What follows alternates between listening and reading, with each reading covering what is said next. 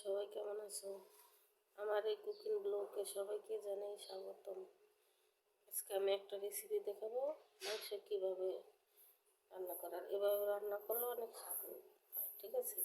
আমি প্রথমে লবণ দিলাম, মরিচের ফাঁকি দিলাম, হলুদের ফাঁকি দিলাম, ধনে জিরে ফাঁকি দিলাম, ঠিক আছে? তারপরে যে এখন পেঁয়াজ কুচানো দেবো, এই যে পেঁয়াজ দিলাম,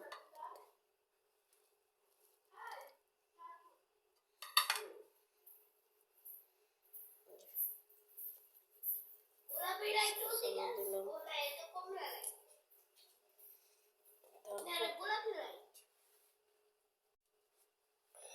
এখন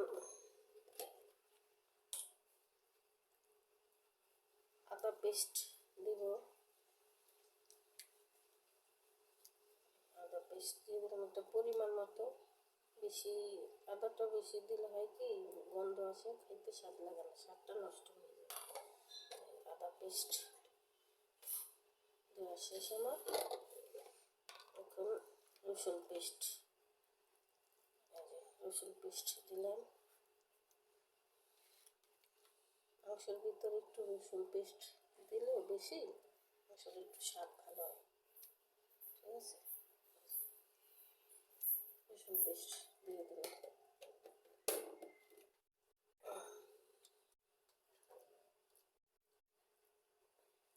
আর সবচেয়ে বেশি মজা হয় কি সরষের তেল দিয়ে রান্না করলে।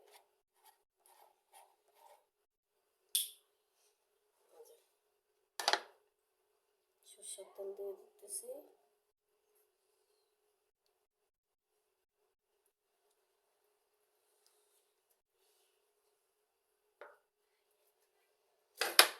সরষের তেল দিয়ে দিলাম।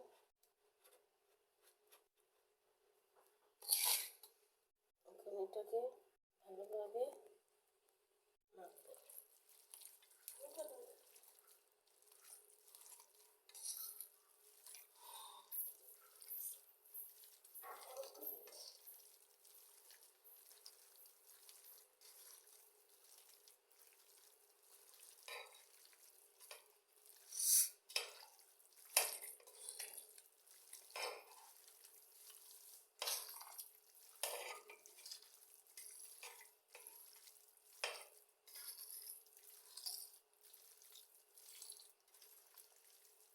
মাংসটা সবসময় আপনারা ভালোভাবে মাখবেন, ঠিক আছে?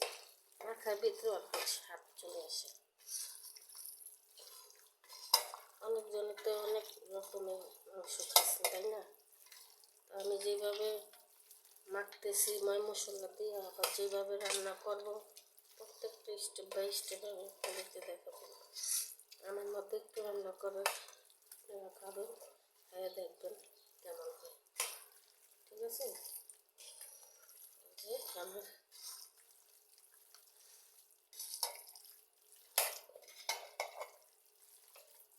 রান্না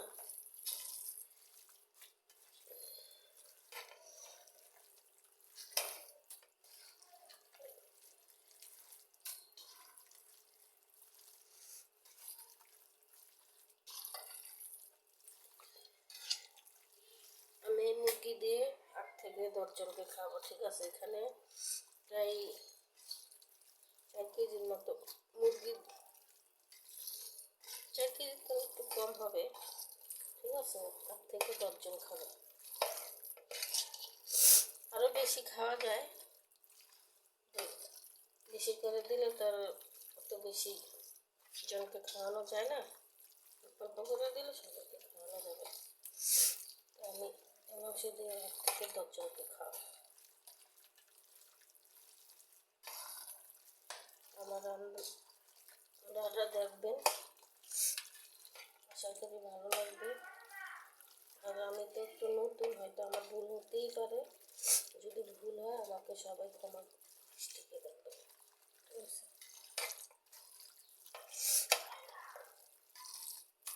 এই যে আমার মাখানো হয়ে গেছে। একটা হচ্ছে আলু, সে ভিতরে দিব আলুটা, ঠিক আছে?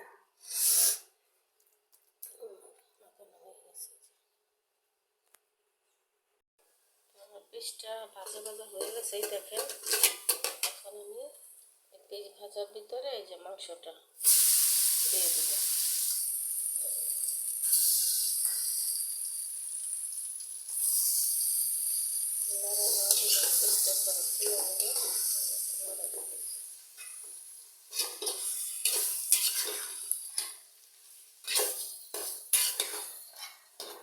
আমি কিন্তু আগে যখন মাংসটা মাখছিলাম তখন কিন্তু পেঁয়াজ দিছি, ঠিক আছে। আবার এখন তেলের ভিতরে পেঁয়াজগুলো ভেজে দিলাম, ঠিক আছে। এভাবে কিন্তু বিয়ে বাড়িতে বাবুর্চিরা রান্না করে। আমার এই আমার এই রকম রান্না আপনারা একটু করে দেখবেন, খেয়ে দেখবেন কীরকম স্বাদ হয়, ঠিক আছে। এখন কষাবো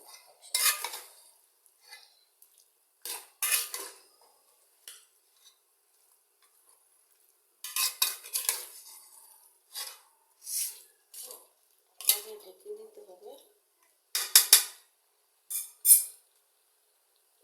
ঢেকে দিতে হবে। মাংসটা বসাবো, তার জন্য কড়াইটা বসাই দিলাম। কড়াইটা গরম হয়ে গেছে। এখন আমি তেল দিয়ে দেব কড়াইয়ের ভিতরে। তেল দিয়ে দিলাম, তেলটা গরম হবে।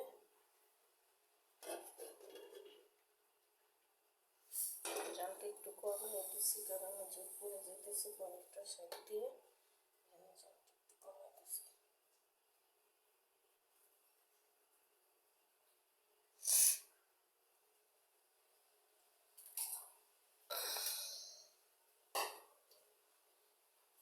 তেলটা প্রায় গরম হয়ে যেতেছে।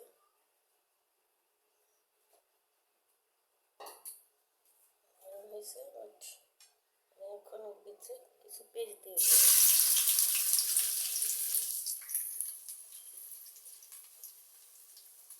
দিয়ে দিলাম।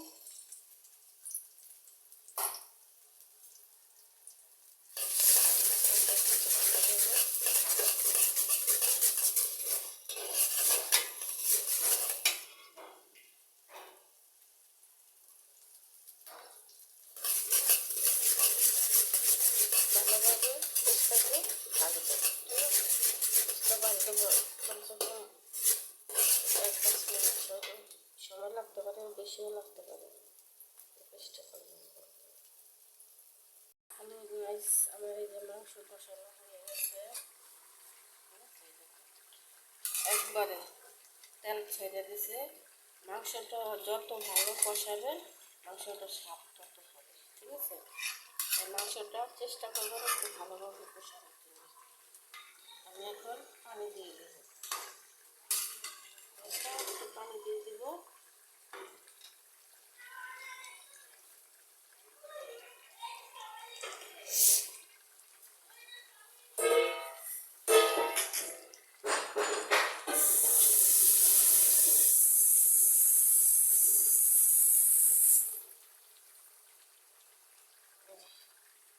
পানি দিতেছি, পানি বেশি দিব না, বেশি ঝোল রাখবো না তো।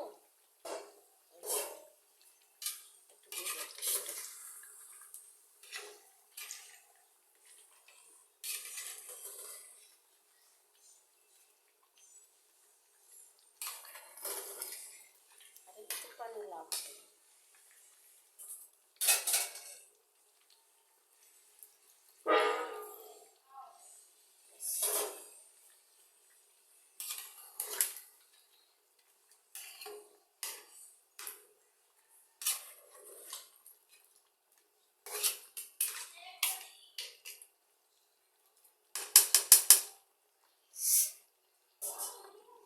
পানি দেওয়া শেষ আমার। বলক আসলে আমি যে যত মশলা রাখছি এগুলো ব্লেন্ডার করবো, কী করবো করে তারপরে এর ভিতরে দিয়ে তারপর 2-3টা নাড়া দিয়ে নামিয়ে ফেলবো, ঠিক আছে। হ্যালো গাইস, এই যে লাস্ট ফিনিশিং যে পানিটা দিলাম, পানিটা টাইনা গেছে, আবার তেল ছেড়ে দিয়েছে। এখন আমি মশলা দিব। মশলা দেওয়ার পরে এইভাবে আপনারা একবার রান্না করে খেয়ে দেখুন। এভাবে কিন্তু বিয়ে বাড়িতে বাবুর্চিরা রান্না করে, ঠিক আছে? বাবুর্চিরা আবার আস্তা মশলা দেয় কষানোর সাথে, আমি ওটা দিই। আমি ব্লেন্ডার করে একবারে ফাঁকি করে দিচ্ছি।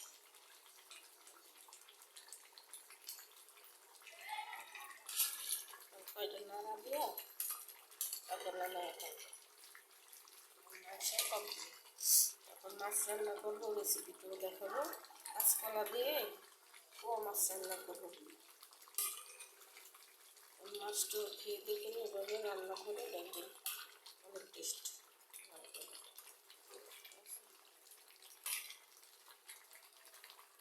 কালারটা দেখুন কি সুন্দর হয়েছে, তাই না?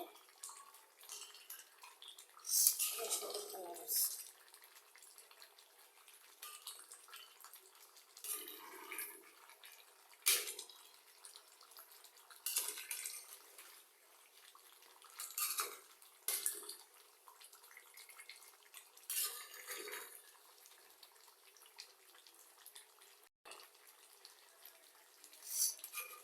মশলাটা মিশিয়ে দিলাম মাংসের সাথে। একটু বলক আসলে আমি নামিয়ে ফেলবো। তারপর আমার মাংস কমপ্লিট।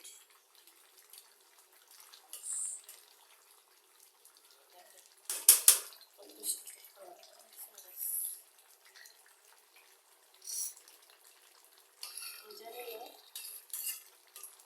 কীরকম দেখবেন, কিন্তু কালারটা অনেক সুন্দর আছে আর খেতে অনেক টেস্ট হবে, আশা করি খারাপ হবে না। ভালো স্যার, এভাবে একবার রান্না করে আমার স্টিম একবার এভাবে রান্না করে খেয়ে দেখেন কেমন লাগে, আমাকে জানাবেন কমেন্টে, ঠিক আছে?